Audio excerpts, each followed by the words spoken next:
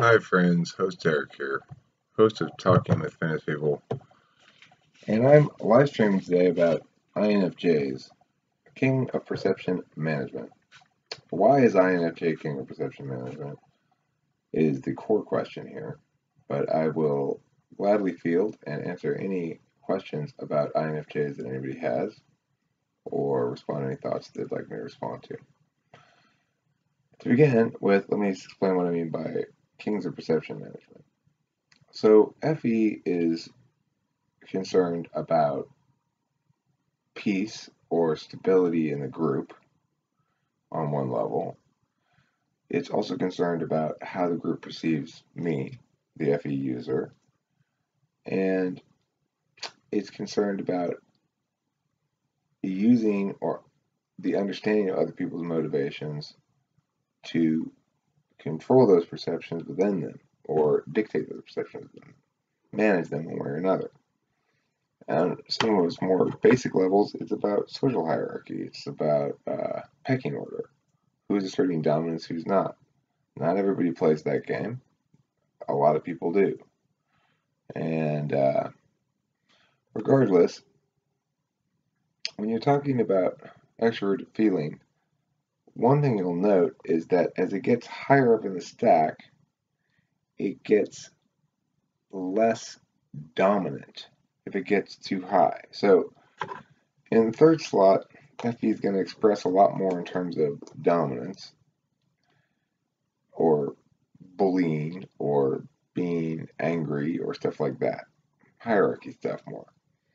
In the second slot, I'll get to that. In the first slot, it's going to sometimes manifest as appeasing and or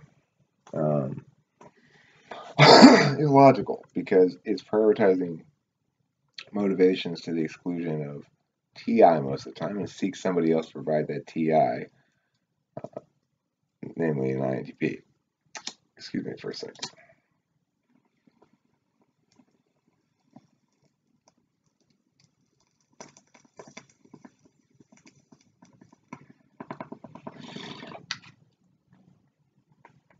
A little bit too much water in here. Splashes up on my lip a little bit. So, what happens when it's in the second slot? Well, first of all, I'm going to say it's going to vary considerably in how it displays between the ISFJ and INFJ. Both of them are very good about managing perceptions, but that doesn't mean necessarily that they're both going to they're both going to manage them the same way, okay? For the ISFJ, I think they tend to be a bit more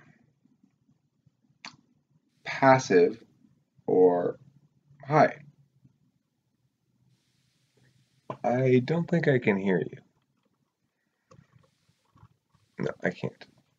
They tend to be a bit more passive than the INFJ in terms of asserting, say, social dominance or making social moves, because ISFJ, I think, tends to be a bit more harmony focused, whereas INFJ tends to be a bit more attuned to the FE subtextual cues of social interaction and hierarchy.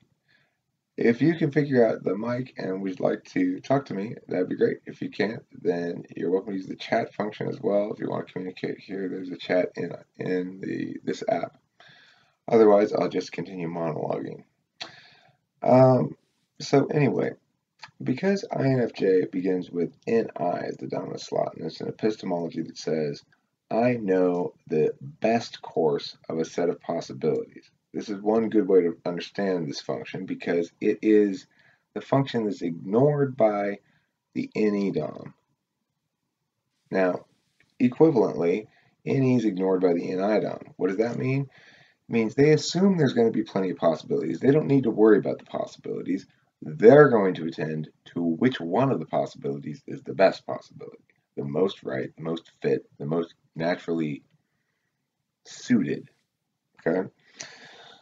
Now, because they do this, first and foremost, they're an epistemologist. They know before anything else. They know what they know, first and foremost. Now, I'm with an SIDOM. My woman is an ISFJ. She knows herself, her subjective knowledge, first and foremost. That means what makes her comfortable, what makes her uncomfortable, the fact that she might get a headache if she doesn't eat soon, shit like that. She knows all that stuff backwards and forwards. She provides SI that I seek as an ENTP, and she gets me to take a lot more baths and rest more regularly and eat regularly and stuff like that that makes me feel better as a human being, more healthy and stuff like that. Anyhow, with the INFJ, their knowledge is much more in line with the ENTP's action function. Metaphysical action is our action function, our dominant nature. INFJ's is metaphysical knowing. So we assume that the knowledge will take care of itself, that it's there, a foundation we don't have to attend to at all, and instead what we can do is attend to the issue of taking metaphysical action, creating new meanings or linking existing meanings and drawing comparisons or drawing contrasts or making delineations or drawing distinctions or whatever. So when one considers all the various I'm getting a little echo from you guys.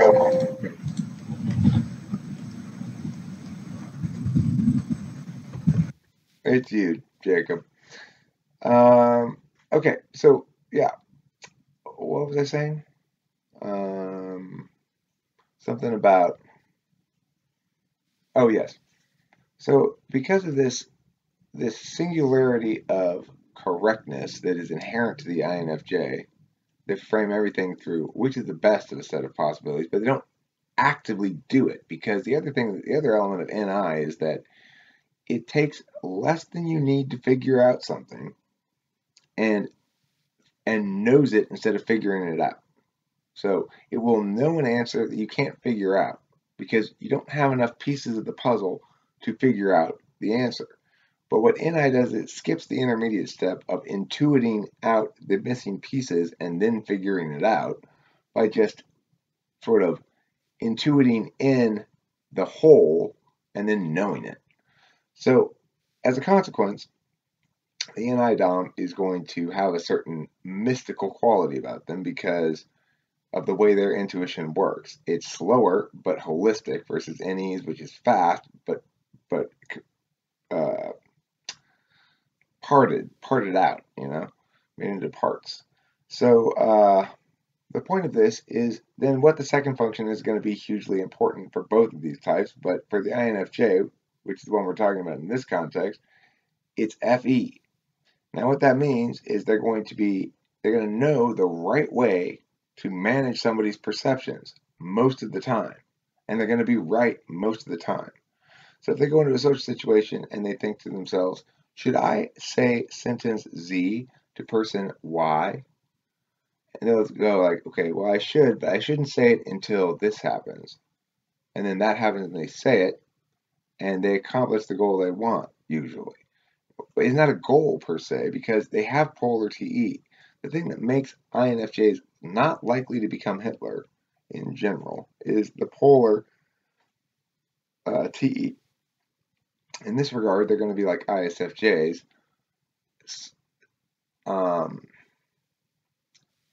untethered to purpose. They're untethered to purpose. The purpose seems external to them because the knowledge they understand they deal with objectively and treat as though it were external to them. And thus, it makes sense that to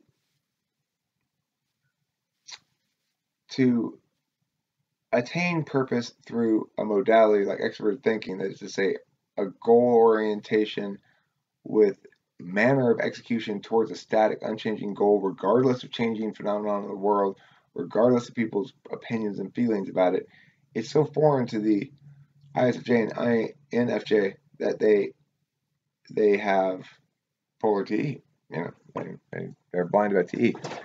So as a consequence, what they have instead is the INFJ, much more so than the ISFJ, they have this ability to successfully manage all the people around them to their own satisfaction. Not necessarily benefit, but to make sure that the INFJ is never left high and dry. Because one thing that the INFJ hates to do, as much as anything, is they hate to cash in FE chips. So in other words, if an INFJ has FE chips to cash in other words, like they know that you really, I'm an INFJ. I know that you really like me. I know that I've done specific things intentionally to make sure that you both really like me and that I can have examples of like hooking you up and shit. And that if I ever need to call back this favor, I will at some point when I'm down and I need something, But they're loath to ever cash that in because cashing it in is bad FE. It makes them look bad and they fucking hate that. So anyway, I mean, I'm sorry to just hate INFJs are. So, that's why there's a Masters of Perception Management. Now, if you look at the third slot, it's TI. INFJ TI is all over the fucking map. Some of them have amazing TI, some of them have shady TI. One of the smartest guys I've ever argued with in the whole history of talking with famous people was an INFJ. I can't remember what his name is right now. He's only come in here like twice. And he had me on the fucking ropes. I mean, you can come in and throw me off with some shit. You can get me on the ropes a bit. But, I battled back and I won the round. But, he was a nightmare competitor. One of my toughest competitors as a debate coach, another debate coach, Stephen Brooks. He's an INFJ. And he was winning national championships and shit. And my school was up head-to-head against him. We were, battling it out.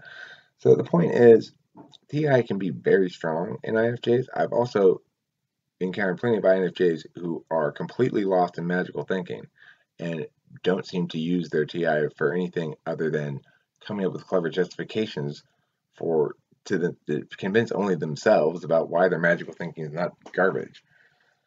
Now, look, I love magical thinking. I embrace magical thinking as well, but it's got to be subsumed, obviously, by a self-aware framework of some sort. So, anyway, the point is, TI is all over the map for INFJs, to be perfectly honest. But one thing that's not all over the map, though, is managing perceptions. The ones who use TI well are the true perception masters because they make you think not only that they are lovable or that beloved, often they're beloved. They're highly charismatic. They can be.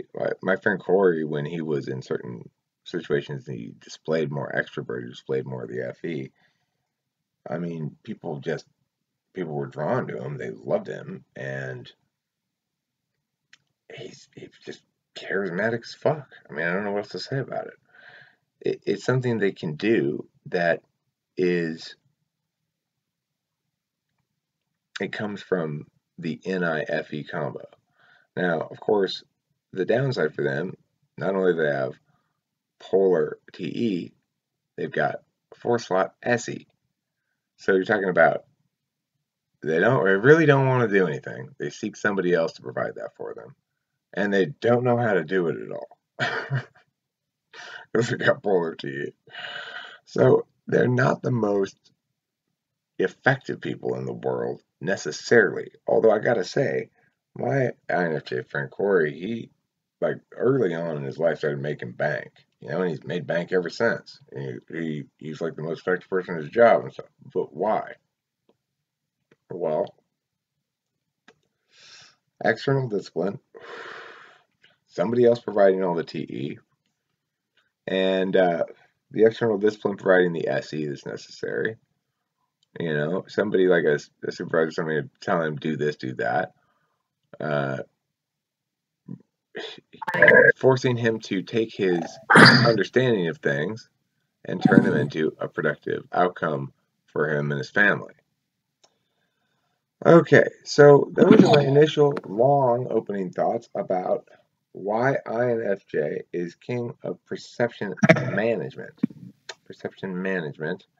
And I'm going to open the floor here to people in the room first, and I'm also going to look over here at the Dooley Dad and see if anybody would put any chat things. Are you talking about INFJ? Yes, I'm talking about INFJ being, I have declared them the official type king of perception management. Perception. Okay, I realized recently I was looking at I think mistyped as an INFP. You're typed as an INFP? Earlier, now I looking more into the actual cognitive functions. I think INFJ after doing other. Would you like me to type you? Yes, please. Okay. I'm watching your videos and shit. Then I will do that right now, and I'll tell you if you're an INFP or an INFJ. Okay. If I tell you that we got a troll living outside the village, and you're the mayor, and you need to make the call here. This troll is too dangerous. We got to kill him. What do you say? I would say, I don't know what you mean by a troll, though. I mean like a big green troll with horns on it and shit. Not like a internet troll. It's the Middle Ages. There's trolls. In the Middle Ages. I'm unfamiliar with medieval. You're the mayor shit. of a medieval town. You got basically full autocratic power, and they're saying, "Yo, mayor, you got to make the call, obviously, because you're the boss around here. But we need to kill the fucking troll. It's too dangerous. He's gonna eat one of the children or something. I know he hasn't done anything yet, but look at him. He's a monster. Let's kill him."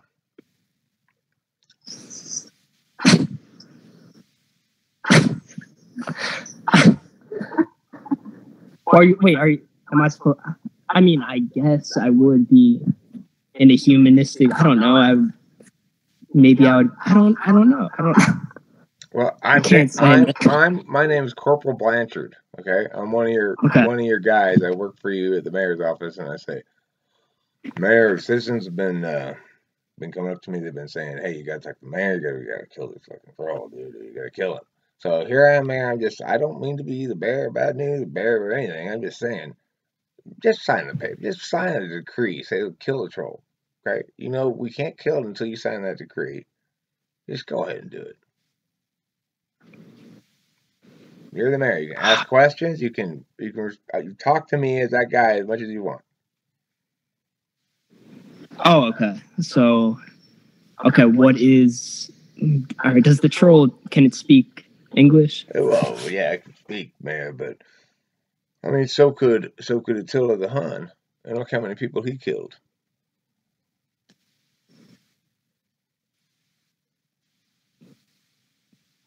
How about we capture the troll? Well, why do you want to capture the troll, Mayor? Everyone's got their spears already ready, and we don't got a net that big. How are we gonna capture it anyway? It's a river troll who lives in the middle of the river, but I tell you, it's a small enough river this time that we could just stab it from the shore if we want. So that's good news. What do you say, Mayor? Sign the decree.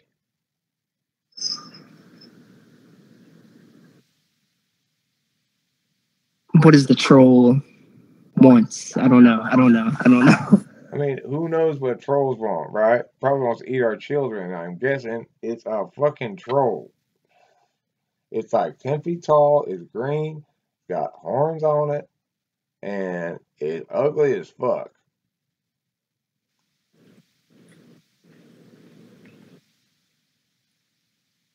Well, I'd want to look at it, and it's like a different creature. Okay, so you want to go have a troll tour? Fine, come on, Mayor. And he takes you, puts you on your horse. He's on his horse, and he rides you out to the troll. And the troll's standing there in the river, and he's watching some moose walking by. He didn't see you yet. You want to call out to him? Call what? You want to call out to him? You want to hail him? He hasn't noticed you yet.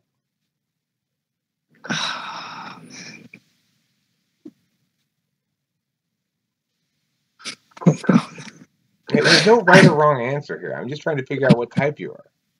Doesn't matter what you say or do. It matters really how you're answering. Like right now, you're telling me more about your type by your than any other answer you gives. But I would like to hear other answers anyway.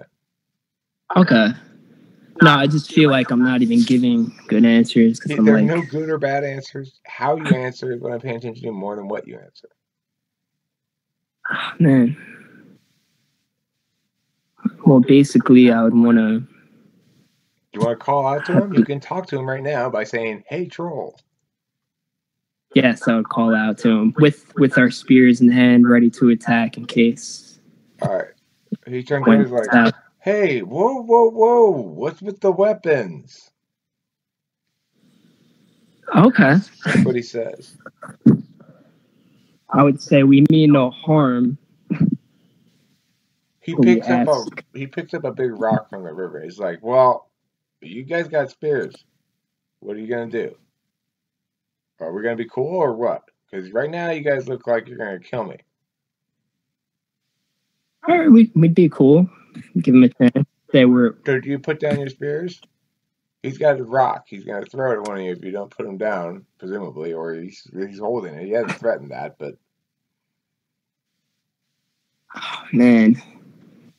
hey, are you guys gonna No, throw? I Are you wouldn't put planning to them throw those down. spears at me? I'm asking you a simple question. Are you planning to throw those spears at me, sir? Are you? Because No, I have a rock here that says no. We're not, but we will. Why don't you put down the spears Keep and I'll holding put it down up the here. We rock? mean no harm. You put down the I spears. would. I'll put down the rock. Same time.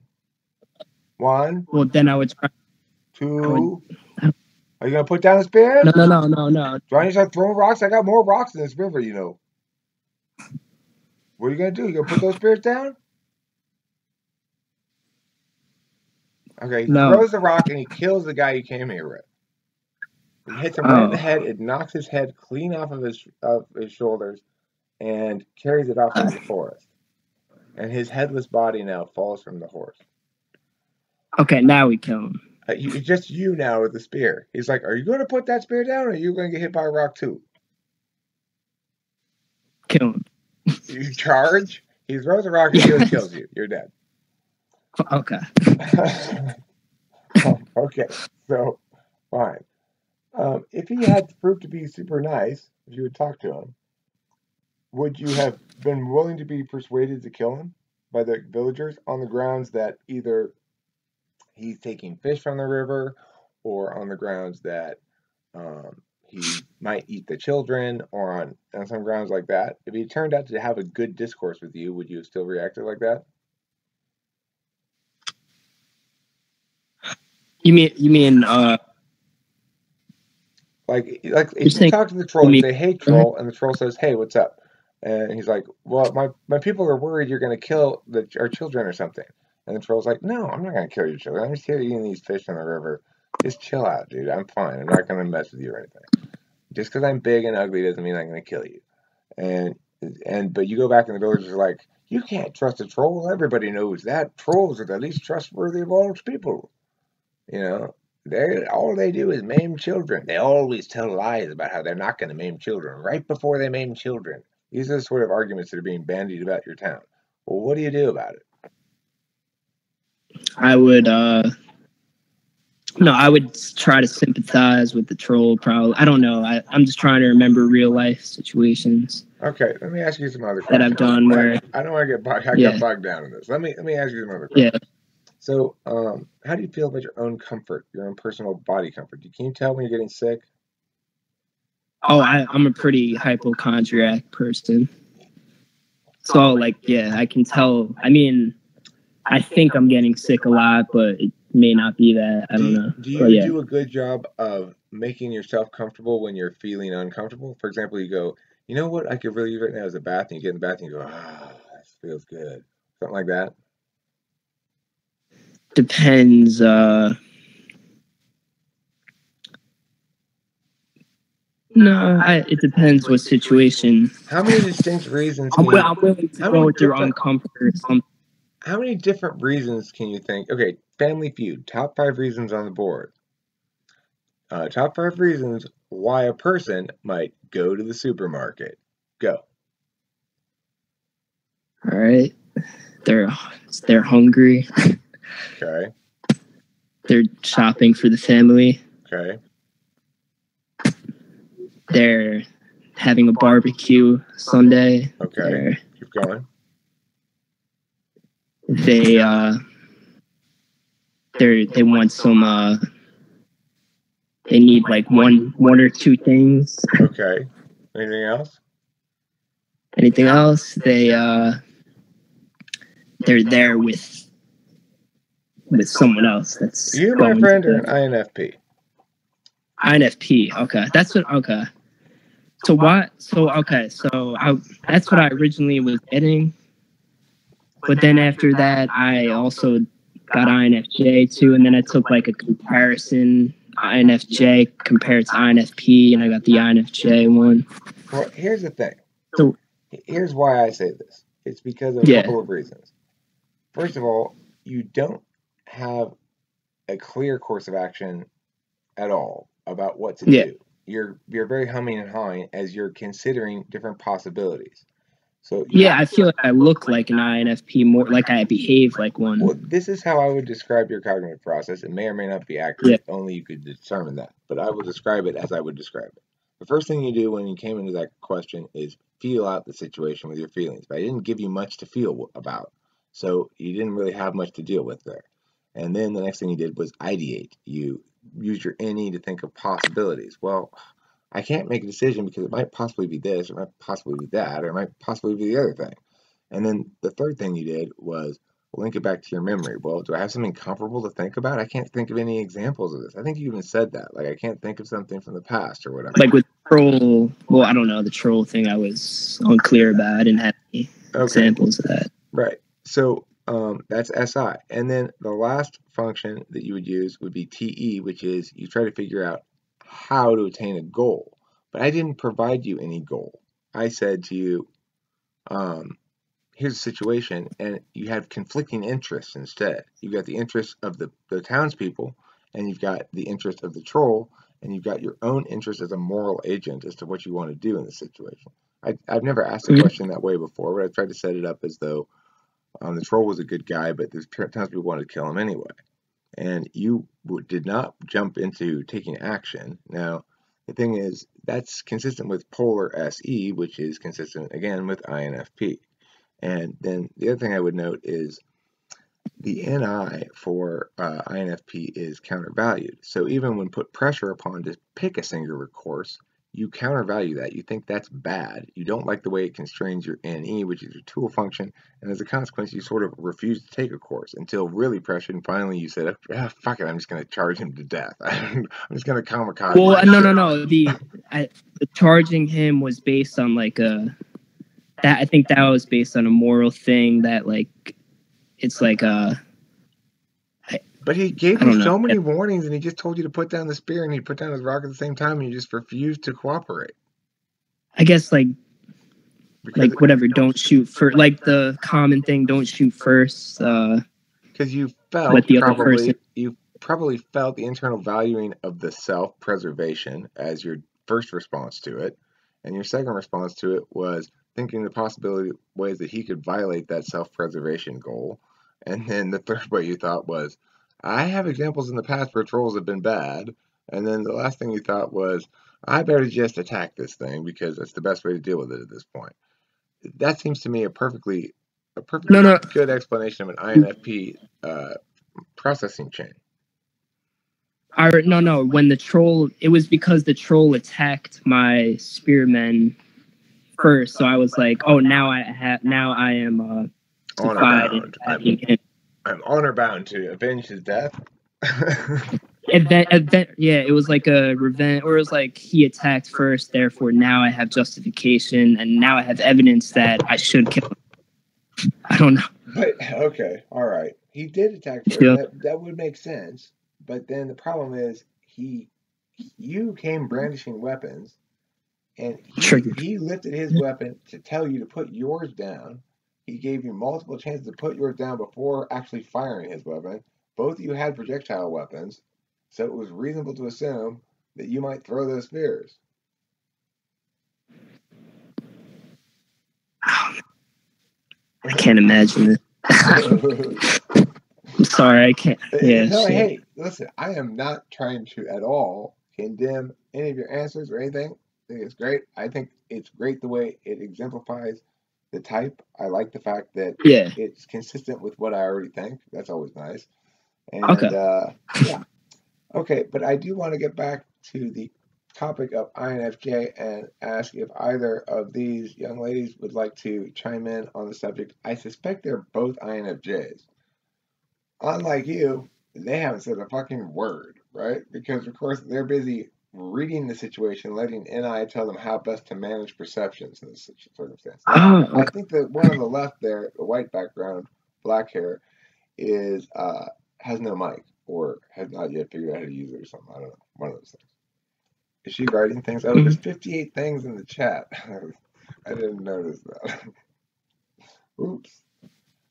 Well, I was busy typing homie here. What's your name? Or what name you want to be called? It doesn't be your real name. Do you know who I just typed? me, Alex. Alex. Okay, cool. Yeah. So,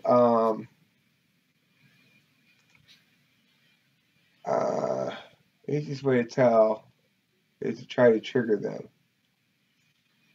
INFPs will be triggered if their value doesn't align. Oh, interesting. Okay, so black-haired person, black-haired, did you figure out your mic or what? Oh, Alina, oh, Pocahontas.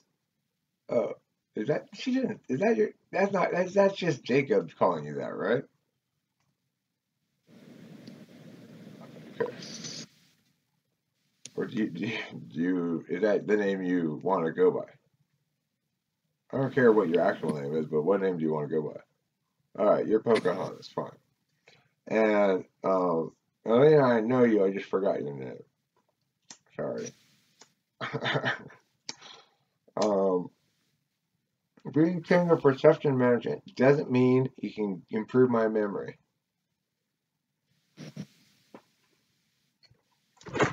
Okay, so because I usually call you Ukraine, I should have remembered it from that. And then I would say I would call you Ukraine Elaine, like I know, but your name's not Elaine is the problem.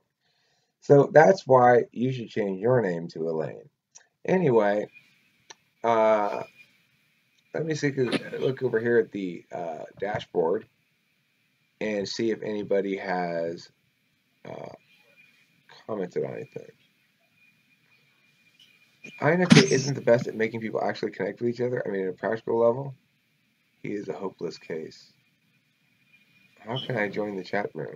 Link in description. Okay, well, I think that's all fine and dandy. All right, so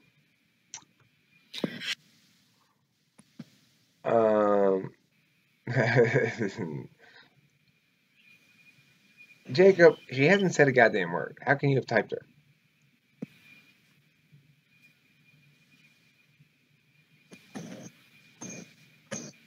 You think. Well, we all think. All right, anyway. How long have I been talking about this for? I meant to limit myself to a certain amount of time. Oh, half an hour. So I got another half an hour of this.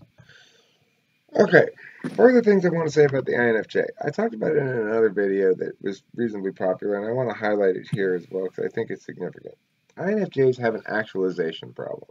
It's an actualization problem that stems from being too good at what they do. So, for anybody who's not an INFJ, like myself who's not an INFJ, I want you to imagine what it's like going through life watching people be moved so easily by such obvious bullshit. The reason I know I get a sense of this is I one time made this video where it was just like me going like this, okay? It's FE shit. It was like,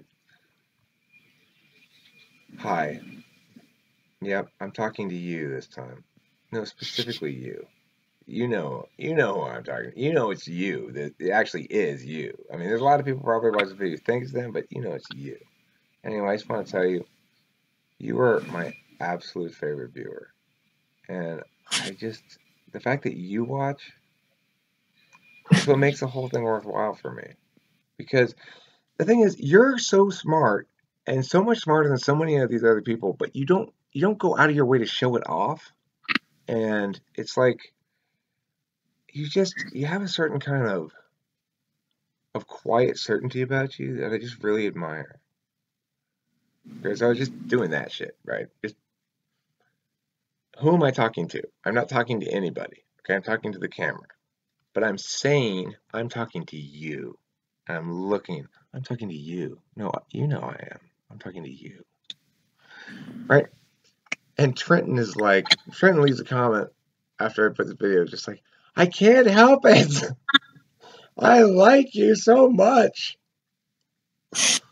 Yeah, something along those lines. And fucking Son, who's an INFJ, and I had like one mention of this sort of thing, vague, general area of conversation about this phenomenon with him once before, like months before, and he leaves a comment that just goes, "See? Question mark? Question mark?" I go, "Oh, because you guys actually spend time doing that. I don't. It's just a joke, right?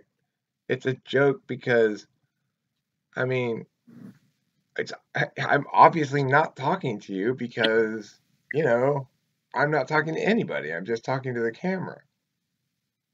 But people feel so strongly the the pull of the affirmation that they believe it. I was told Katie believed I actually was talking to her. And Taylor watched her watching that thing and watched her lighting up and being filled with FI goodness. So this is the problem. So what does that prove? What's that? So what does that prove? Okay, so what this proves is that the INFJ has it too easy in life. The thing they're doing isn't that hard, but they got in the habit of doing it young. And so while they usually have bad home lives, I think that one of the reasons why somebody becomes an INFJ is because their parents are too childish.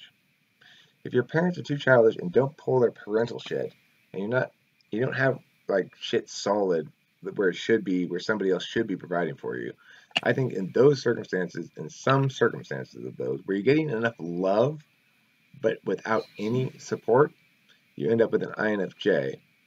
And in that circumstance, they have to learn to make everybody else move for them because early on in life, they can't work systems.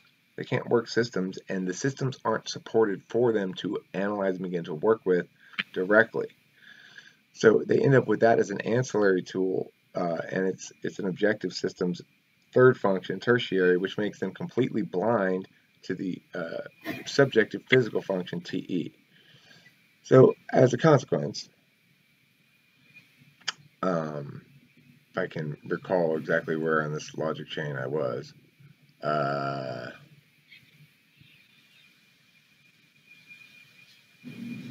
They have it easy in life. oh, they have it easy in life because they're pushing on the levers that are the most effective levers in life. Like I push on TI levers all the time. Thank you, Ukraine Elaine. That was very helpful. I push on the hard levers in life, right? Like TI levers don't move shit very well. TE wins because, well, that's what the rule says. FE wins because, but I hate you and I like you and I'd rather do what you want than what you want, Eric, because you're being an asshole, right? So in that regard, it makes a lot more sense that the levers of carrots work better than the levers of sticks. And TI functionally, it works as a stick because it's saying, no, you're wrong because here's a contradiction. And that's basically the parsing mechanism of TI.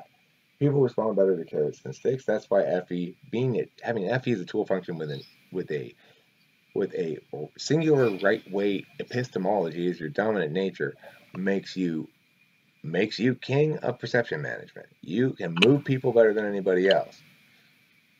And you're habituated to doing it because you had to do it when you were little, is my theory. Although that theory may turn out to be bullshit. It's just a hypothesis, it's not a theory. But anyway, that's why yada yada yada.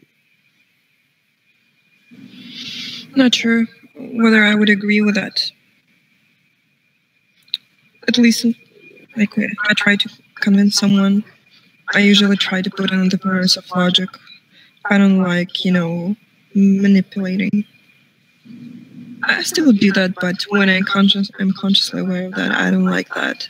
I try to make it, a clean move if I want to convince someone of something. That's because that's assuming you're talking to NTs.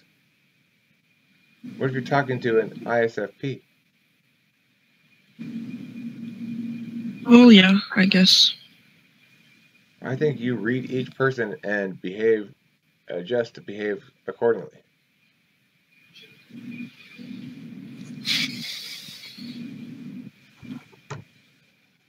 If I have to, I guess, to push ISFP to do something, that would be, I would just imitate TE, I guess. But see, I don't even think it comes to pushing people into doing things. It comes to having discretion, where your shadow type, which is I think ENTP is kind of like the shadow type of INFJ and vice versa, because we're the same but with the opposite perceiving functions, but they line up right. So we both have ends first, the way that you guys deal with the world is by default going to be FE error avoidant, which leaves you with an ever persisting series of opportunities to make good decisions, right? Socially good decisions. And because NI is slow, you're very unlikely to overtalk, but you're not totally reticent like INTPs who are totally risk averse because you're very confident in your FE. So your reticence is not due to a lack of confidence in your FE. It's due to your patience with your NI to provide you the singular right course. And thus you're highly engaged without taking up a lot of space, and you're most engaged naturally on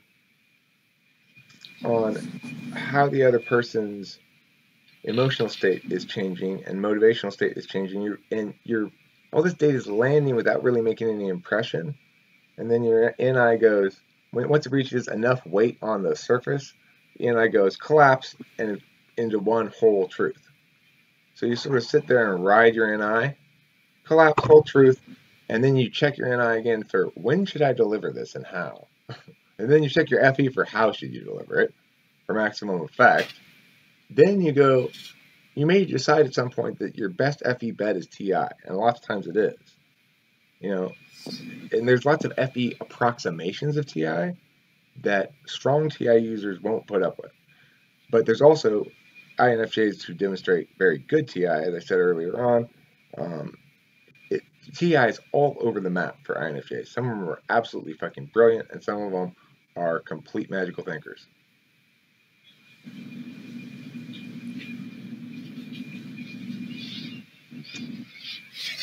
Thoughts, comments, queries, concerns, questions, complaints, or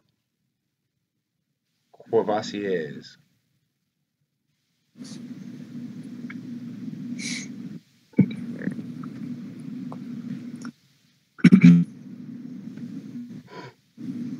Just same as the old blabbermouth, huh? Is that me? Am I the old blabbermouth? I don't like that nickname. That's mean. So, shit. I'm wondering whether TI gives like kind of, it makes me doubt things. Like, I may have like a certain opinion at the moment, but I may doubt, like, my TI makes me doubt it. Because, I don't know, I feel like I'm pushing too hard and I'm trying to trick myself too. So...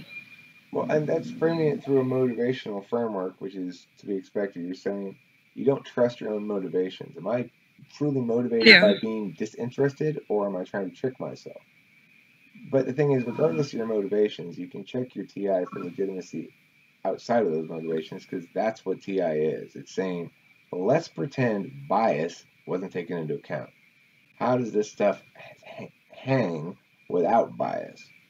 And without bias factoring in at all. So, as an INFJ, if I really, really want you to believe something, it's going to play a big factor in whether or not you believe it. You're probably not going to believe it, because otherwise I wouldn't want you to believe it so bad. If it were actually true, I wouldn't put so much effort into trying to prove it to you or something like that, That it reveals that these arguments I'm making are really expressions of my own desires, not expressions of an objective truth. And therefore you'll dismiss those things. But to shift up a level, so to speak, with the TI is to say, those motivations aside, I need to analyze the logic of what he's actually saying, what the person's actually saying, even if he is highly motivated to convince me, and even if he is clearly not disinterested, what he's saying may still withstand disinterested scrutiny. And so that's what the process of TI is, to say, okay, well, he said if X then Y, and if Y then Z, and Z therefore X and Y. Wait, that doesn't make any sense. But and then that parsing part is kind of a pain in the ass. It's like you go through the deductive reasoning chains, and that's the thing that INFJs need to practice more than ENTPs, because of the reverse in the 2-3. Whereas ENTPs need to better understand the fact that lots of systems are dependent upon individual motivations and not upon logical consistency. So, it's why the types help each other. It's why ISFJ is my dual, because she's got FE then TI. And I think the second best type for an ENTP would be an INFJ. And, if I weren't with Kimberly, I would probably try to find another ISFJ. But if I couldn't find another ISFJ, I think my second choice would probably be an INFJ. You're so common. That wouldn't be a problem. Well, I mean, around here, it probably wouldn't be a huge problem for me. But that's a unique advantage I have, being around talking with famous people, where I am able to bring INFJs around. But regardless, it doesn't matter, because I am married, as far as I'm concerned. I am so sold on my ISFJ dual. I want to spend every waking moment with her. Right now she's asleep, or I'd be with her right now. Anyway, the point is, regardless of that, I do suggest that for ENTPs out there who don't end up with ISFJ, that INFJ is the second best choice. I had an INFJ best friend for a long time, and he and I were real tight, and we got along really well because of the various connections that I've mentioned between the N's, the N, and the 2-3s being yeah. So you're no longer in touch? Not really, although we're still Facebook friends, and his wife left a comment the other day saying, "I miss you, Eric, we should hang out soon." And I said, "Yeah, totally." And but see, that's the thing about INFJ. He's never gonna say to me, "No, I don't want to hang out with you." He's gonna position it like there's not any problem at all. But then he's never gonna let it actually happen that we sort of hang out, because he wants to be unblameable socially. I can't ever say, "Well, Corey, why did you say I don't want to hang out with you anymore?" or something like that. All I can point out is what I'm pointing out now, which is, yeah, you did contact me and say, "Yeah, we should hang out sometime." And I said, "Okay, how about Tuesday?" And that happened like 4 times, so I don't know what the fuck to tell you. You obviously don't actually want to hang out with me. It just might be kind of a distrust feeling. Like, I used to have that, but then with some of my friends, but then if you just talk to him like openly, I can't, because the thing is, the problem is there's been a shift in our respective and our, I guess, social power dynamics or something. The way we operated historically, I really sought a lot of guidance from him, and he displayed a clearer vision about things I was interested in a lot of times than I did. And I sought and received from him a lot of artistic guidance in particular. Hello, by the way, new person. I'm sorry, I don't mean to ignore your arrival. I'm just in the middle of monologuing as usual. You know, he was, and as things shifted for me, I ended up getting fired from my job and starting my own business and stuff. He at the same time was having difficulty at his work, but he didn't feel as though he could leave because of his obligations to his family, and felt a certain unfairness in that comparison there between him and me. But I mean, I don't know what to say about that. Regardless, and then after I quit drinking and I started to make a lot of changes in my life and started to really move forward, he provided a lot of countervailing force in that direction. Like, he'd give me directly, specifically wrong advice, discouraging me in the things I wanted to do, and trying to prevent me from believing that they would be rewarding. Definitely not successful, but even trying to discourage me from finding them rewarding in a certain sense. And this disturbed me. He did it very carefully. He did it in ways that allow plausible deniability, but he did it nevertheless, and he did it persistently over a period of months on multiple important things. He was wrong. He's not that wrong. That's the thing. I'm not known to be wrong like that before, particularly. He's been wrong on little things here and there. But, I mean, you know, INFJs don't declaratively state things they don't feel confident in, usually.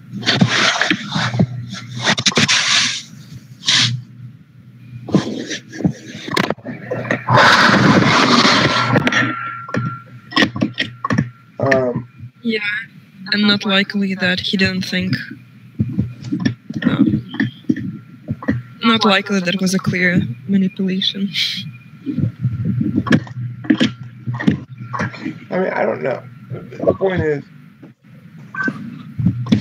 he and I have a lot of history, but he's not comfortable now, given that he was so spectacularly wrong about everything. Like, he said statements like, "Look, I was saying, oh, I'm getting kind of excited for this YouTube channel, 100 subscribers or whatever." He argued quite, directly that I ought not try to do this, that the medium would never reward it. The problem was, I was probably thinking that I was going to grab subscribers or viewers because of my personality, but that wasn't going to happen. It wasn't the right medium for it. I wasn't thinking that. I wasn't thinking I was a winning enough personality to grab people's attention. I was just thinking I have, maybe if I make a lot of videos about a lot of different subjects, I'll get search traffic. That's what my strategy, actually, which is a stupid strategy. But that's not the point. It was a possibility I came up with, and it's what one I went with, because NI is ignored. So anyway, and so he pointed to the actual correct direction, which was sort of to develop a consistent approach to making media that people found likable, and he said that won't work. But of course, that was exactly what would have helped a lot more if I did that. So it's like, I kind of just want to be like, fuck you, but I don't really care because I ignored him anyway, and it sort of adds like, carry on and soldier through element to my narrative that I like. So it kind of ended up helping me. But I refuse to believe he was that meta that he martyred himself for my narrative purposes.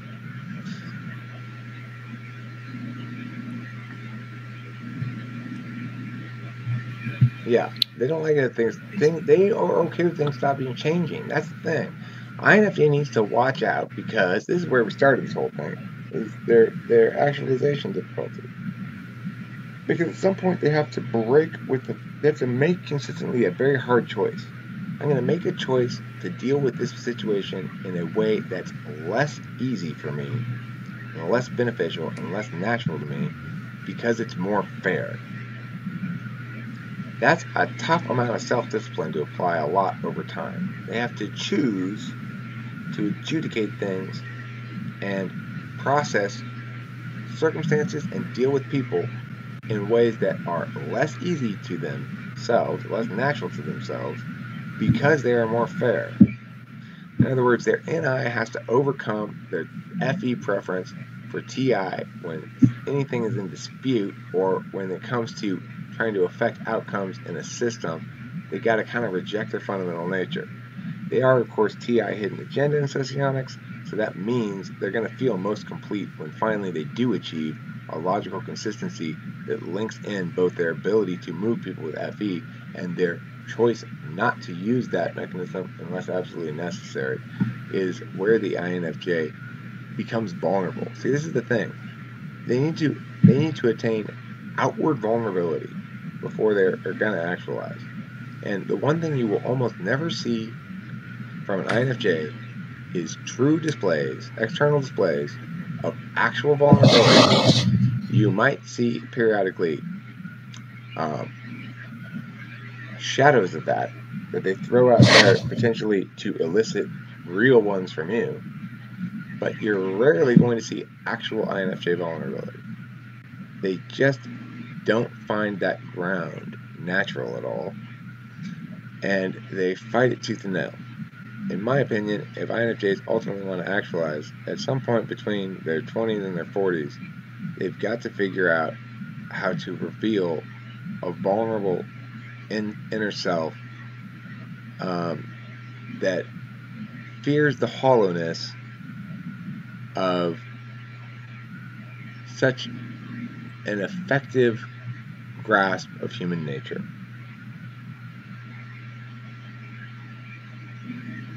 You ever seen that? In an INFJ? Yeah. Mm-hmm. Well, I don't know enough old ones.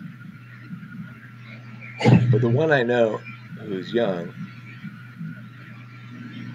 the one I know who's old like me, Corey, no, I haven't seen that from him. I've seen moments of vulnerability. What I'm saying is they need to learn to carry some vulnerability with them into the world.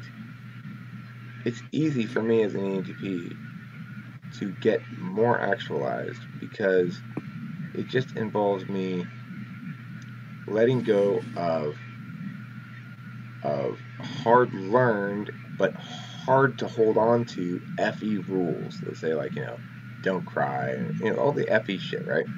For me, I don't really want to hold on to those things anyway. I like to just be free to react to shit and improvise, which means with my feelings too. And I do have bursts of FI where all of a sudden someone will talk about, like my daughter did. My daughter, we got a letter from the veterinarian that was addressed to the cat in the mail. And she thought that was so adorable that she burst into tears. It was actually, went to get the mail, and I was like sitting over at the table, and she comes back and she's like, no. I'm like, what happened? Dixie got a letter in the mail. Of course, her feelings passed in about 5 seconds, and then it was as though that never happened, because that's ENTP polar FI. We do that shit sometimes. And for us to get actualized, we need to let that stuff happen and be okay with sometimes seeming gay, sometimes seeming like a child, sometimes seeming like an oblivious fool. These are things that are implicit to being an ENTP, and the harder we fight them, the worse they get. And the more we accept them, the more actualized we become, or the more optimally functioning, or whatever. For INFJ, it's a lot harder. It's a lot harder because they have to not let the easy way happen. They have to choose the hard way. They've already got set up for them a system that works in terms of maintaining for them the statuses that they think at first in life are important, namely FE statuses, getting sure everyone perceives you right. And then at a certain point they realize there's a hollowness to this, because making sure that everyone else perceives you right means knowing only how you'd like to be perceived, not knowing who you actually are. And as a consequence, there's a hollowness that starts to fill the INFJ sometime between 20 and 30, probably on the later side, maybe like 25 to 30. Because, while you're rolling in your early 20s and your FE's paying off dividends, in social gratification at a time in your life when your stage of development is most conducive to seeking that, it's probably pretty satisfying. But as I said, when you realize that knowing completely how you want others to perceive you means not knowing at all who you actually are, then you go to visit your counter-valued FI, and you go, well, what do I actually value? What do I actually care about? What do I actually like? What do I actually want? And why does it matter to me? How can I experience that weight in a meaningful way? And I think from my perspective, and this may be an extroverted bias, but from my perspective, the only way for the INFJ to experience that weight meaningfully is to share it with others. It may be just an intimate other or a couple of intimate others, but I think if the INFJ does not allow others to love them despite their hollowness, they will never get past their hollowness. And the only way for them to allow others to love them despite their hollowness is to do what the ENFP does, basically, which is just sort of flail clumsily around a woman until she loves you, you know? And just be okay with the fact that you're flailing clumsily around her. And say, yeah, I am. I'm sorry for being so awkward. You know, it's like all you can do. And when you embrace, this is easy for me to say the ENFP, so I get it. If you're like, fuck you, Eric is fine. I get that, because it's not nearly the same amount of easiness for an INFJ. But from my perspective, when you allow yourself to be honest with people about your weaknesses, your shortcomings, your failures, and insecurities and stuff, that people are universally kind and responsive to it. So that's those thoughts. I open the floor to anybody who has their thoughts, and I'm going to go check that comment thing on the dashboard thing again.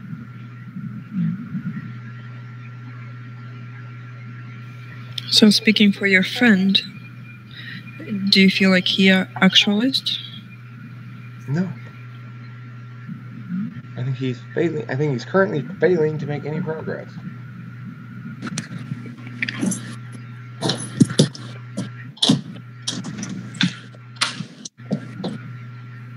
But the worst thing I could do is what I probably did at first, when I started to tell him what I think he should do.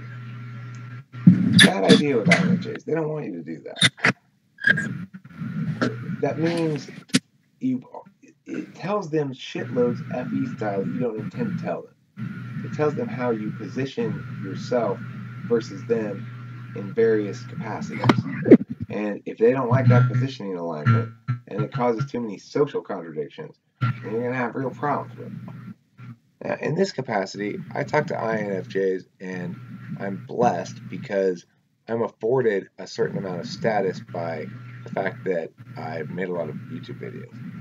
And so I get away with positioning myself with a certain amount of like expertise or something in my conversations with INFJs here in a way that they probably wouldn't like in a real life personal relationship, because they don't like to be positioned as anything inferior, less than collegially. Yeah, I would agree with that. And I'm pretty collegial. I mean, I'm very democratic. I don't try to position myself as an expert, but I do talk all the time. So I don't know. I'm so fucking. What did the person call me before? Mr. Blabbermouth or something? Old man Blabbermouth. That's right. I'm old man Blabbermouth. So anyway, I'm a useless dictator. You know, which really puts me in direct contrast with most dictators who are extremely useful.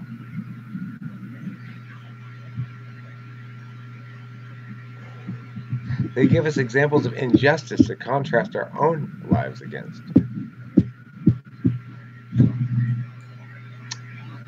Any thoughts from anybody else? Any thoughts? Okay, well, thank you all for joining me. I'm super surprised all these people showed up for this live stream. Yeah, would you like to share some thoughts? Yeah, it's a personal thing though, I guess.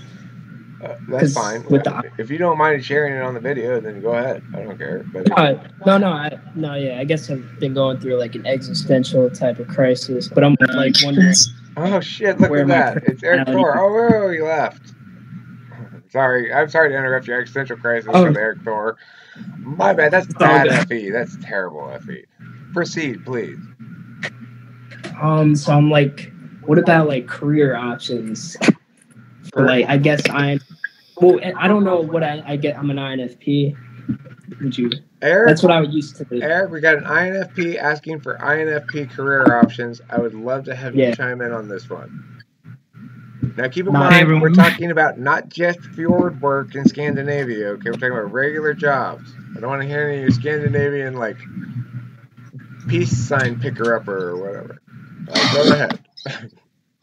Okay, some INFP career advice. I don't know. I think I see INFPs doing really well as kind of philosopher reporters, kind of the digging reporter style, like going into deep, like how the world works, like sharing thoughts about their culture and their environment, and like introspecting on and why people are the way they do, and trends that are happening around them, and sharing thoughts on like what's going to happen in the future and so on. All right, INFPs do well in that. Investigative reporter. So take those journalism classes now. I took some journalism already, but I don't like it because I don't know. Well, I guess right now I'm going to take computer science. What about computers?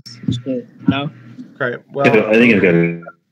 I'm not seeing. I'm seeing like connecting and. Who's saying that? Who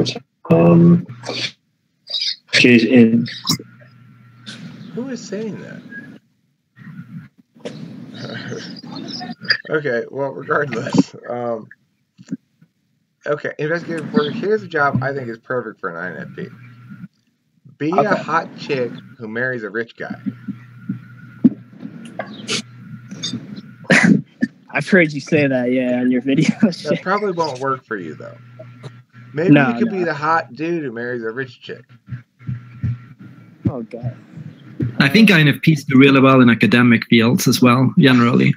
Oh, Eric, put that FE away. It's fine to tease INFPs a little bit. I've seen a lot of your Eric shit. That's funny. Yeah. I don't know. Shit. So wait, what? Not programming. Am I fucked? Well, no. Look, whatever. No, you could be perfectly smart. INFPs are often very, very, very bright. I have a friend Liz who's super fucking smart, but she just doesn't use it for arguments. Okay. What do you think? I think INFPs are in programming fields, but it requires you to tap into thinking and judging a little, to go a little into your inferior functions, to manage like the actual structuring parts of everything. But as a job, like that's fine, and you can do that really well. What do you think the best job for INFJ is, Eric? Other than YouTube star, what do you think the best job for INFJ is?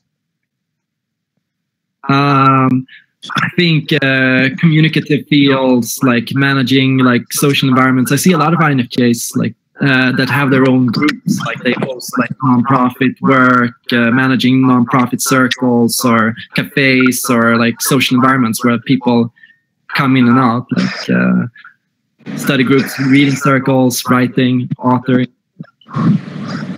Right. I don't know what you think. Well, I think INFJs can be really lucrative in sales of computer stuff. I think this is because of my example of my friend who does that, but also because it makes sense that sales would be good because it's FE. Computer stuff is something they can understand because it's TI, and so as a consequence, they can both understand complicated stuff and sell it, which is not a combination that a lot of people have. They can either understand it or sell it, but not both usually. I think there are lots of INFJs behind like a lot of the new social media communities. Like I think there's a good argument for Mark Zuckerberg being an INFJ. He's kind of a rude one. But I think generally thinking perceiving types will do better. Yeah. Well, what do you think the best job for the ENFP is? This is a fun topic.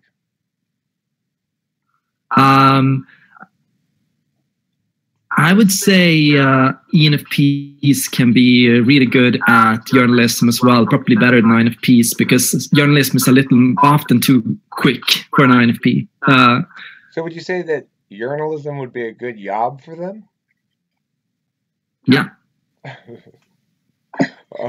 I think journalism would be a good job for them, but I also think a good job for an ENFP is like play director, right? Like if you're a director of a play, then you get to have a bunch of crazy shit happening all the time, and there's like a frantic pressure to do things in a certain time frame. So your TE, even if somebody else isn't providing you TE, it'll step up under pressure. Usually your fourth slot thing, you know, and it seems like to me anyway. I don't know if you agree with that, but the point is, the director of a play would be a fun job for an ENFP. They don't have to think a lot, but they can use a lot of FI. They can use that sort of strong but countervalued FE. That'd be a good job for them. Yeah, but I think an ENFJ would do even better. I think I met a lot of ENFJs in the theater bubble, like managing people, like that place where you can kind of express yourself and everything. I think that's perfect for an ENFJ. Yeah, improv. I haven't met a lot of ENFJs. They have one that hangs around here, Liz, who usually leaves whenever I show up.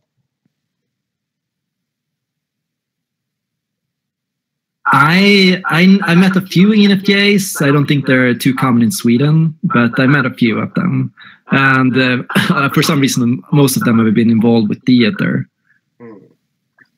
What do you think about ESFJ? Do they have to have, or anybody else want to comment on these other people that we talked about for careers or other types?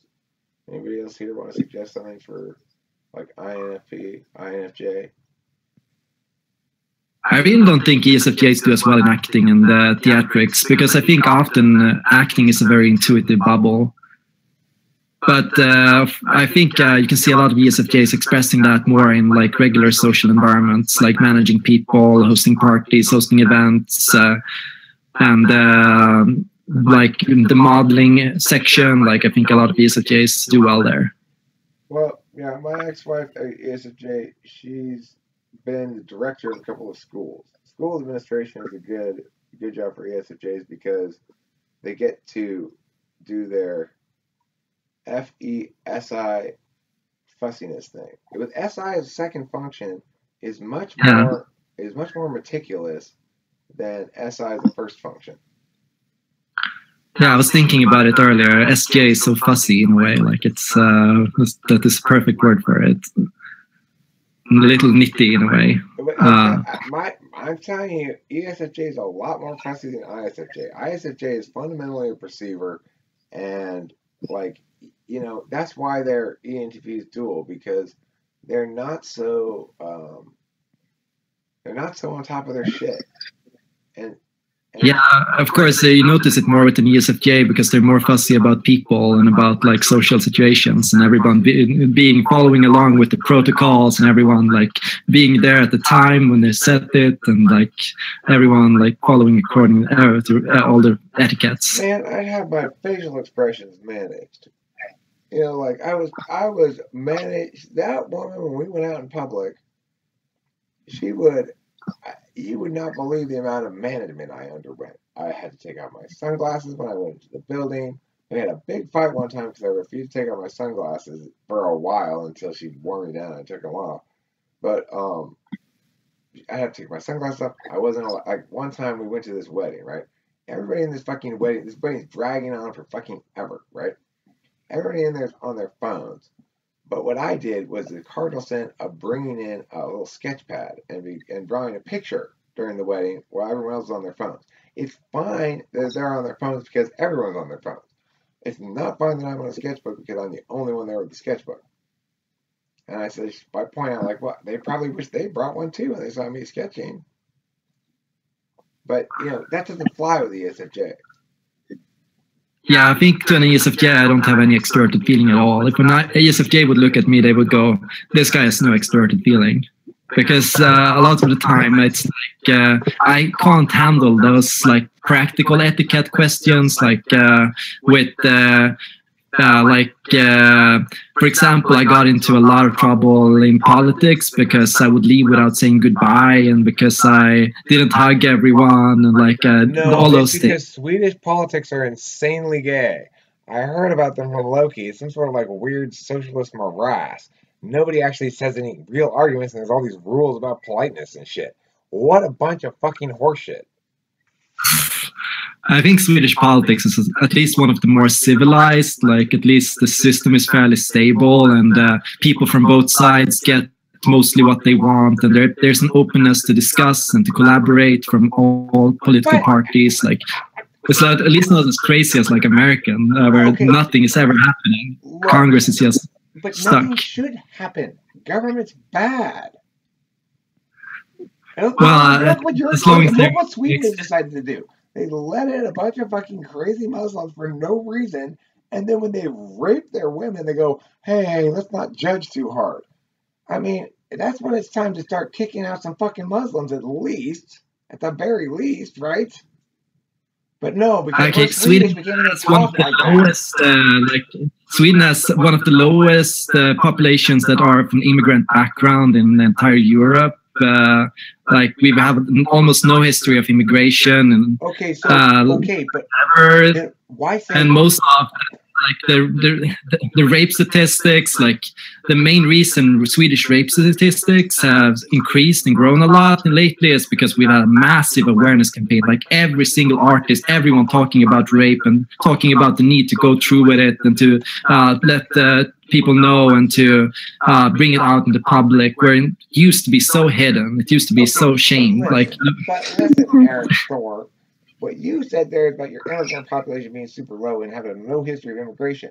Okay, great. You were doing great. And then all of a sudden you said, let's let in a shitload of the very worst kind. See the problem there? And the reason is cultural relativism. You don't condemn their fundamentally misogynist and evil culture, which you should. You try to be culturally relativistic and say, well, they're people too, and their culture is basically equal. They just have different ways of thinking. No, it's fucking wrong. They are committing people as a religion. Running away from this apartheid against women. Apartheid against women, Eric Thor. Now, look. Most of the Muslims coming to Sweden are people that are running away from this oppression, that are struggling under Islam or like under these kinds of authoritarian governments. They are not running away from misogyny. They're running away from the inevitable consequences of their own misogyny run rampant. But it doesn't mean they're rejecting the core of their culture, which is misogynistic by nature. That's why they force women to dress in fucking sheets. That's why we should hate them and their culture. Would you have invited a bunch of white South Africans into your country during apartheid and saying, please come, welcome, we love the fact that you keep all the black people separate in South Africa? Would you say that to them? Do you believe rape is by nature? And like, how can you say that? The whole fucking country of Saudi Arabia has the sexes segregated in exactly the same fashion as the South Africans did with apartheid by a race. You wouldn't approve of the latter. Why would you approve of the former?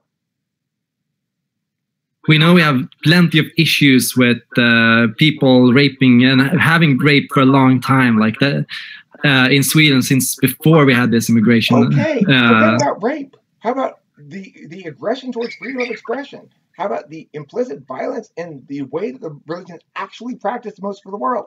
How about the fact that almost the entire population of Egypt demanded the U.S. Extradite a person for making a video so that they could kill him? That's terrible. That sucks. We shouldn't have that. We should be working to do something about it. And Sweden is one of the few countries that are actually like going to Saudi Arabia and saying, stop that shit. That's not working. We need to have more women in parliament. We need to have more women represented in the table. Otherwise, we're not going to show up. Sweden has got into a lot of trouble because we've spoken out against oppression. And where's the U.S. been in this? The U.S. has been too scared to say anything because they don't want to hurt their trade with Saudi Arabia. I'm not defending the U.S. here, okay? I am not trying to advocate in favor of U.S. policies. Trump's a fucking imbecile, and the U.S. is fucked up beyond all recognition, okay? I'm not defending the U.S. here. I am critiquing Sweden's choice to let in a bunch of fucking Muslims who by definition, because of the way that religion is practiced worldwide, are actively misogynistic, no matter if they're violently so right now or not, are actively and frequently violently opposed to free expression, believe their sacred symbols ought to be prioritized over the mechanisms of a free society, for God's sake, have established none of the habits of democracy that de Tocqueville wisely pointed out are prerequisite to actual self-governance hundreds of years ago, and which everyone in their fucking right mind acknowledges is true. And the thing is, you defend it on the grounds that these human beings are human beings first and Muslims second. But in reality, the culture of Islam is manifest through populations of individuals expressing that hateful ideology in their daily lives. You don't invite it into your country any more than you invite cancer into your body. I work together with Muslims for peace, Muslims for feminism. I work together with Muslims that work really hard to combat these issues. And I think Sweden is one of the few countries that are actually like dealing with these issues, that's actually working with integration, that's actually working to promote feminism, not just with Muslims, but overall. Actually doing something to promote peace and actually criticize the human rights violations. Not inherently good, okay? I could do something. Oh, there's a fire here. I'm going to pour all this gasoline on it. I'm doing something. It's not a good idea if I want to put out the fire. And the thing is, inviting a bunch of Muslims into your country may be a thing you can do, but it's not going to improve them. That's the fucking problem. Their culture is so inherently opposed to the values of Western society that it doesn't matter. They get more and more bitter and indoctrinated into their culture because the distinction is drawn against the superiority of Western culture. It makes them internalize an inferiority complex that causes them to become violent. I mean, it's the very least of the problem. It's the very least of the fucking problem. It doesn't. I'm not saying all Muslims are bad.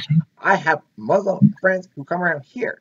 Casual INTP is the one who came up with a bot solution that nobody else could solve. He did it for free, and he did it out of the goodness of his heart for talking to famous people. And I vastly and greatly appreciate it. He's a good person and an admirable person, a good thinker, all that stuff.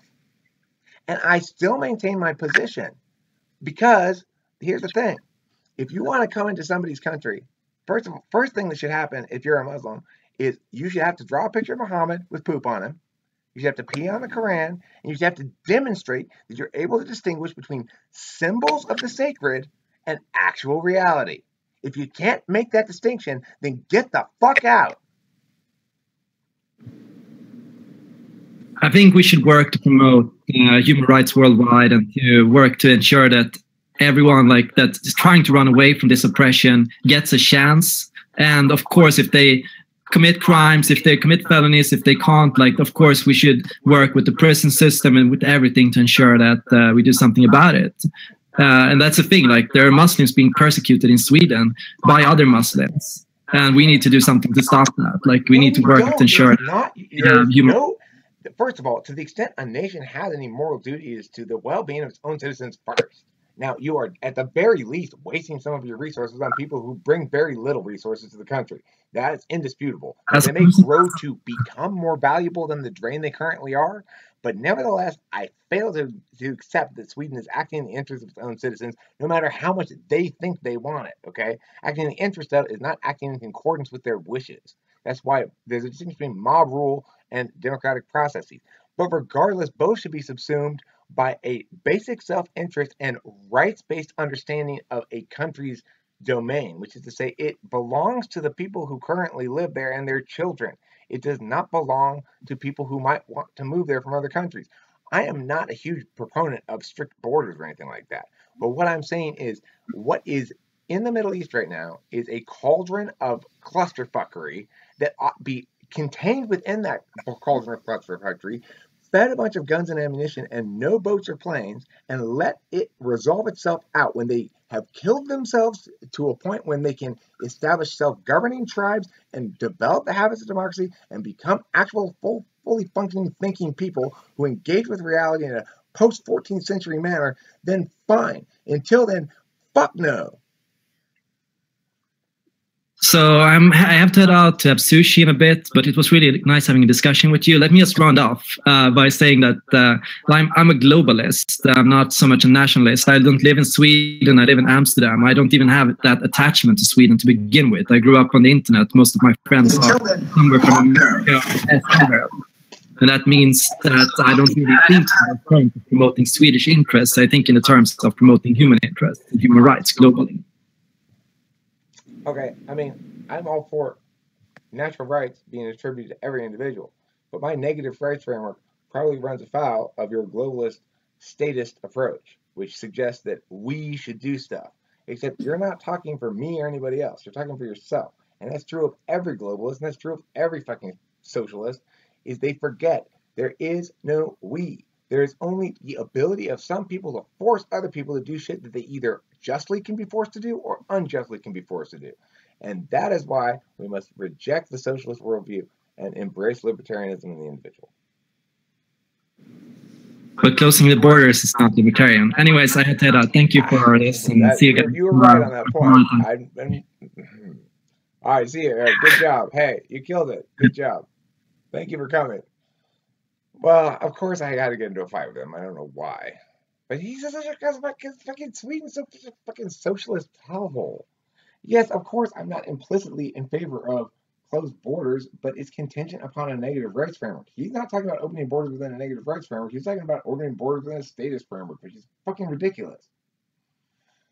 So I mean, it's counterintuitive. It's impossible. It's definitionally contradictory with itself. So no, it was a slick move there at the end, Eric Thor, and I give you mad props for it. But fuck no. Okay, and that brings to an end this really, I want to just say before we call it an end, I just want to say something. You know what? You know I'm talking to you. You are my favorite participant here in the room. And you at home there, you are my favorite viewer. It's absolutely true. When I make these things, I think about you. I think, I bet you're going to enjoy this. And then I make it, and I'm like, if I made that person happy, I'm stoked. And that person is you. So anyway, thanks so much for watching. And I hope you enjoyed chewing on the delicious, juicy flesh of this FE. I know I've enjoyed feeding it to you. Goodbye. Wait, Eric. Yes? I still have another question. Okay, what's your other question? I don't know. It's Shoot. I got nothing else to do. So wait, what's like the INFP? That's such a good ending, though. Oh, well. I know, I'm sorry. That's fine. What's the INFP what? What's the INFP to do with his indecisiveness? With his, yeah, wait, with what? His indecisiveness? You're supposed to get it with an ESTJ chick to boss you around. Can you find any ESTJ chicks around? I mean, I don't like being I mean, I definitely am I naturally can fall into relationships maybe with someone who's more obviously bossy, but I'm uncomfortable with that. Like, I don't like that. How about you, Pocahontas? Are you an ESTJ? What Pocahontas, remember? He told me to call you. Oh, you're an INFP? Oh, I thought you were an INFJ. So what should I do with can I do like scientific things if I'm attracted to that? Like, yeah, you can. I don't know, programming. Look, the thing is, here's the thing. TI, which is because I was curious about like the intelligent. I was like, yeah, fixating the intelligent. Here's the deal. You can be plenty smart, but TI, which is the logical deductive kind of smart, is your eighth function. It's your insecurity function or some kind of negativity function. Sometimes you might think of it as evil. Sometimes you might think of it as a thing you're scared to do because you think you're not good enough at it. Sometimes you think of it as the people you kind of are hatery about because you compare yourself against them and they're so good at TI and you're not, or something like that. It'll be something like that, your relationship with TI. Now, your relationship with TE, which is the other way to approach things logically, is a system without people's interests, is to focus on your own personal interest and then determine what to do from there. But you seek help in TE, but it's your most natural way of approaching something logically. So first you determine what you actually want and value, and then you use TE to determine how best to get there, how to work the existing system. You assume that the consistency of the system is there, the logic of the system is there. You just assume that because that's on the backside of your stack. And instead what you focus on is how to work the system to achieve outcomes. That's how INFP deals with the world logically, is they know how to work the system, but they don't do it really unless under pressure, and they seek somebody else to do it for them, just like I seek SI.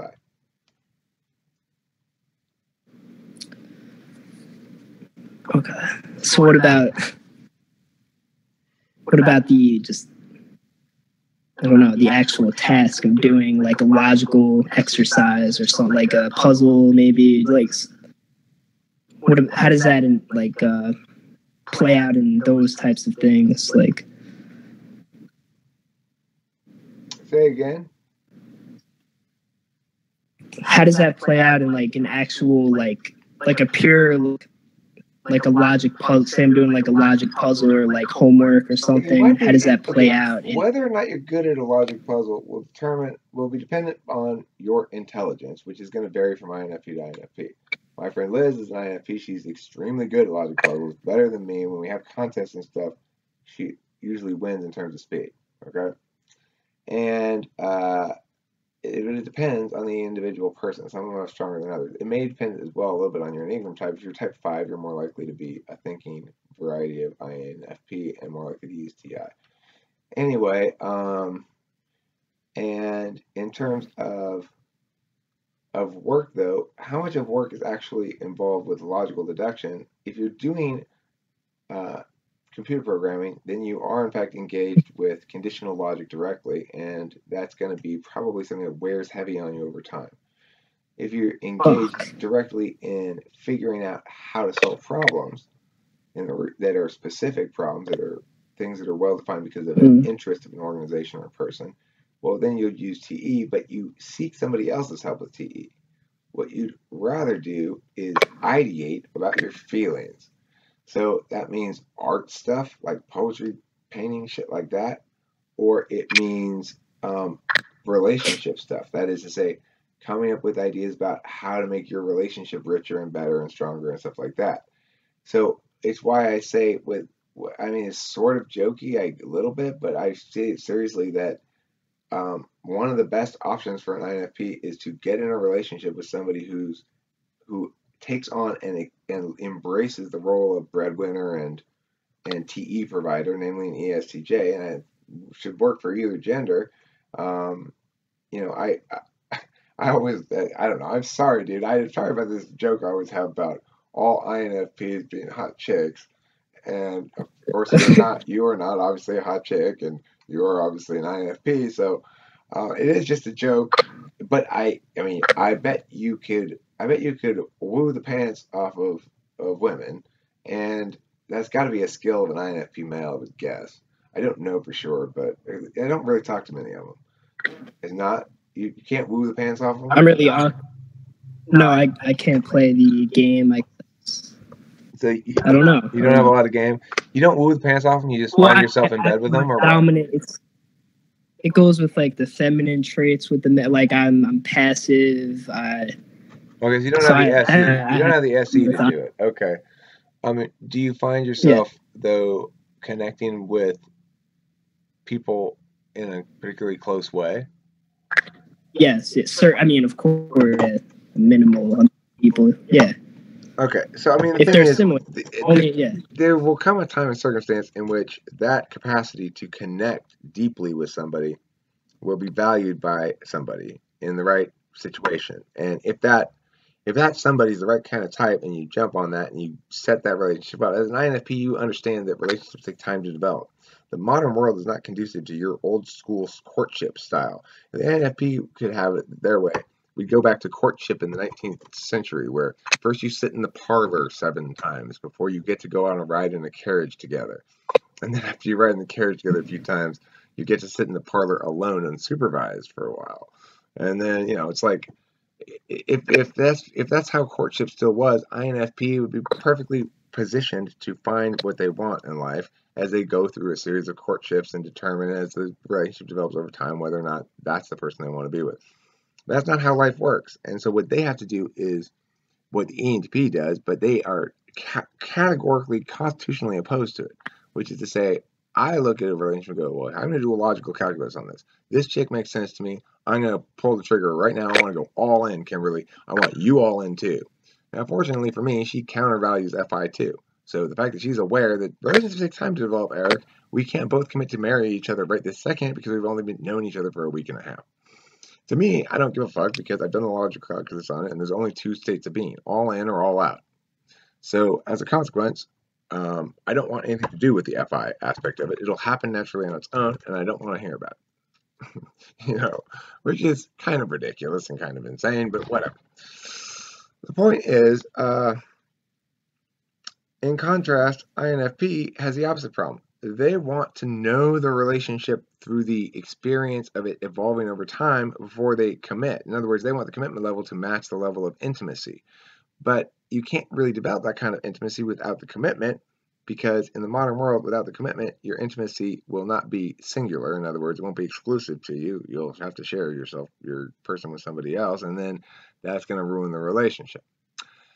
So INFP is a little bit troubled in that fashion. I think what they need to do is bring that TE into play in that aspect of things, to know that I'm good at my FI. I can successfully project that I'm going to feel good about this person long term.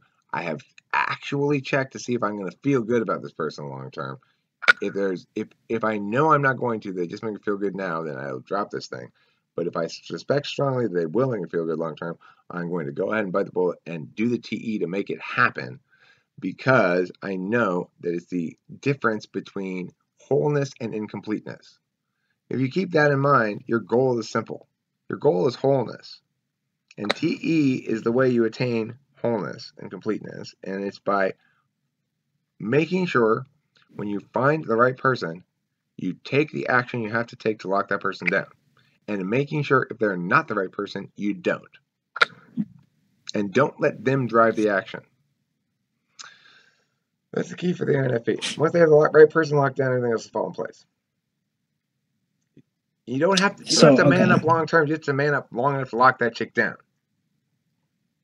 Yeah, I see. Okay. Oh man. All right.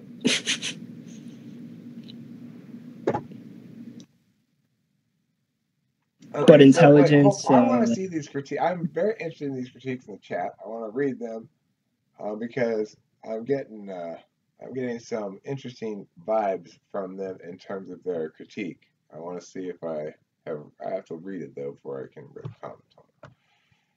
All right, let's see.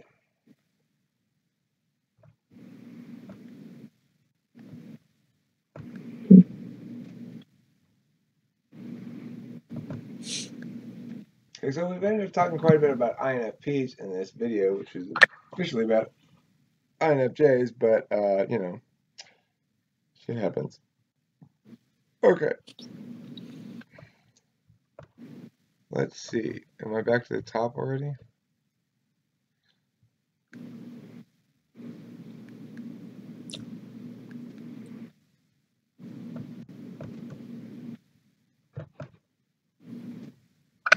All right, so I'm going to go up anymore? No. Okay. Oops. Checking messages. All right, I'm going to go back up here.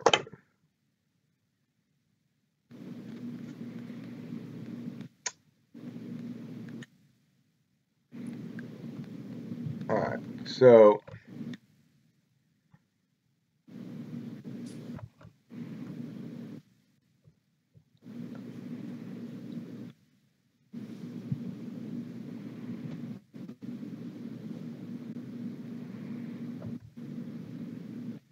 where's everyone coming from? I'm coming from Wells. Even if I don't care about what she cares about, I care about making her happy. I mean, how did you get here? But the issues with INFJs, you have issues with INFJ, is they can't keep up with our more abstract and any-ready conversations. Yes, INFJs, I love them because they actually show care for ENTPs, but they still can't keep up with our conversations. You would get a lot more viewers and subscribers if you let people finish their sentences and didn't interrupt people. ISTJ father. Well, that's probably true. Maybe you're just talking to unintelligent people. Not at all. I've never had a hard time keeping up with anyone's conversation. It's actually the most intellectual female I know. Annie can be draining, but it's not that I don't keep up with it. Yes, exactly. I just find it useless for the most part. Annie can be draining to INFJs. It's like, why are you dumping this all on me? I can keep up, but I'm just like, why though? And they find it difficult to keep up. It's not difficult to keep up. All right, well, here's what's happening. Is they keep up in a different way. They keep up in a slower way. So what happens is NI, an epistemology that knows objectively about how systems work in the world, excluding personal motivation, well, including personal motivation, but just sort of knows singularly the way that systems operate. It causes them to wait for a bunch of shit to come into play as objects. Meanwhile, ENTP hits one object and starts building off it. Boom, boom, boom, boom, boom, boom, boom, boom, boom. They're encountering a bunch of objects and they're waiting. When all those objects fill enough of the puzzle that their NI completes the puzzle, then it collapses down to a singular holistic understanding of things. We might get to a similar holistic understanding or a different holistic understanding, but we've done it. They've done it in more or less the same amount of time in some capacities, but they've done it by waiting, and then collapsing. So what they do is sit there and let the objects fall in front of them until a pattern goes boom in their head, and they call that NI, because what I like to say about it is it's knowing what you can't figure out because it's too complicated to figure out. You got a lot of shit going on, a lot of mechanics going on in your head. You can't really objectify them all and deal with them in a conditionality web because it's too complicated. But you can still get the gist of shit, and that's a form of intuition, which is having enough pieces of a puzzle to intuit the rest of it all at once so it falls into place. That's introverted intuition. It's the singular best path versus possibilities. So while we're going through the various possibilities, their nature is to assume the possibilities are going to be there and wait for the best one to pop out for them. Meanwhile, our thing is we're going to assume that the best one will become clear. We'll just go through all the possibilities. Yeah, please talk if you want to. I'm assuming if you're not talking, it's because you don't want to or your mic's not working. I didn't ever think that anybody needed thought they needed invitation or permission. I do tend to just yammer on, so if nobody jumps in and shuts me up, I just monologue forever. I'll smoke a cigarette for a while and try to keep my mouth occupied.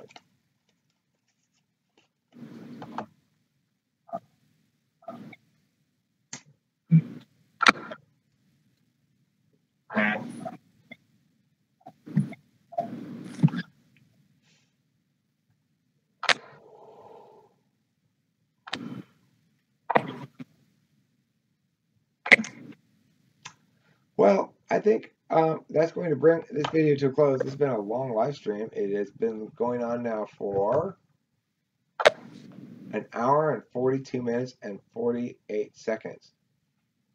I feel kind of bad for getting a big fight with Thor, but he brought up politics, sort of. I probably shouldn't have expanded on how I think Swedish politics is stupid, but you know. Okay, my bad. I cut him off. I got bad FE. I got where he was going. I got the central point of his warrant of his argument, and I understood what the impact there was. And so that's what happens when I cut people off. Okay, I understand your warrant and impact. I don't need to hear anymore. You made your argument. You're just repeating yourself or something now, or reframing it, or rephrasing it, or whatever. But if I understand the core components of it, I don't need to hear anymore. I'm ready to respond to it. You know, it's instant. I understand before you're done and already have my response formulated. So at a certain point, I get tired of waiting.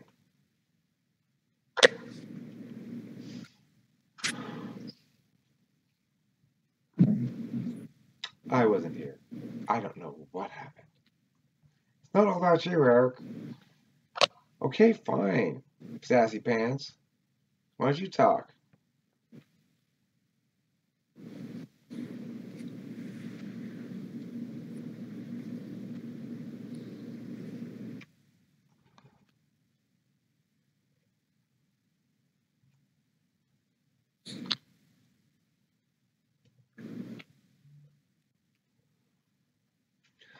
Okay, well, I'm going to end this video. So thanks for watching. It doesn't mean I'm leaving here, by the way. It just means I'm stop streaming. Goodbye, everybody.